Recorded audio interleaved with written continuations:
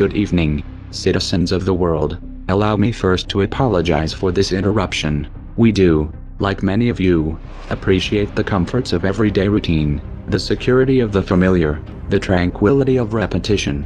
We enjoy them as much as any bloke, but in the spirit of commemoration, thereby those important events of the past usually associated with someone's death or the end of some awful bloody struggle, a celebration of a nice holiday, we thought we could mark this November the 5th, a day that is sadly no longer remembered, by taking some time out of our daily lives to sit down and have a little chat. There are of course those who do not want us to speak.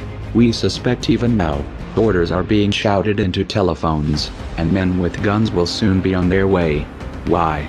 Because while the truncheon may be used in lieu of conversation, words will always retain their power. Words offer the means to meaning, and for those who will listen, the enunciation of truth. And the truth is, there is something terribly wrong with this world, isn't there? Cruelty and injustice, intolerance and oppression.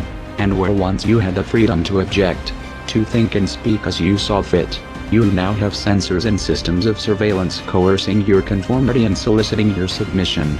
How did this happen? Who's to blame? Well, certainly there are those more responsible than others, and they will be held accountable. But again, truth be told, if you're looking for the guilty, you need only look into a mirror. We know why you did it. We know you were afraid. Who wouldn't be? War, terror, disease. There were a myriad of problems which conspired to corrupt your reason and rob you of your common sense. Fear got the best of you, and in your panic you turned to the governments and world leaders. They promised you order. They promised you peace, and all they demanded in return was your silent, obedient consent. This 5th of November we seek to end that silence, to remind this world of what it has forgotten. More than 400 years ago a great citizen wished to embed the 5th of November forever in our memory. His hope was to remind the world that fairness, justice, and freedom are more than words, they are perspectives. So if you've seen nothing, if the crimes of this government remain unknown to you, then we would suggest you allow the 5th of November to pass unmarked.